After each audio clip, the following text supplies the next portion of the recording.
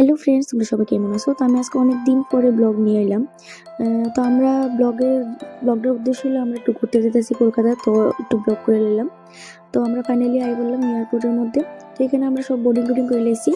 আমরা ফ্লাইট আসলো 2:45-এ, তবুও আমরা তাড়াতাড়ি আই পড়ছি। তো আমরা এখন ওয়েটিং রুমে ওয়েট করতেছি। তারপর বাস আইলো, বাসে আমরা লয়ে গেল ফ্লাইটের সামনে, কারণ ফ্লাইটটা অনেকটাই দূরে আসলো।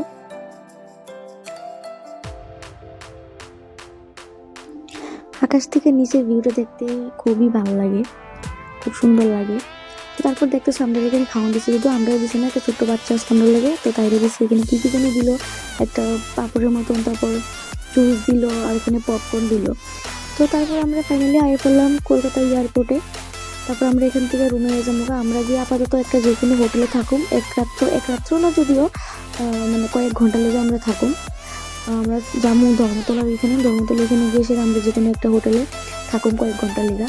তো আমরা আসলাম এই হোটেলটার মধ্যে, কি জানি আসলো হোটেলটার নাম গ্রিন ভিউ আসলো। তো এটা হচ্ছে হোটেলের রুম, জাস্ট কয়েক ঘন্টা লেগা দিছে, আর কদ্দুরি বা ভালো দিব রুম। তারপরে আমরা ওখান থেকে বাস বুক করে নিয়েছি, বাসের নামও কালো সোনা। বাসটা যদিও খুব ভালো আসলো, খুব অ্যাফোর্ডেবল আসলো, খুবই সুন্দর আসলো।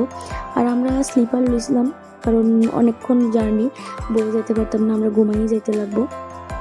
তো আমরা এখানে একটু খাওয়া দাওয়া করতেছি, খিদা লেগে গেছিলো গা। তো বাকি ব্লগ পরে আইবো। এটা তোমরা ভালো লাগলে অবশ্যই লাইক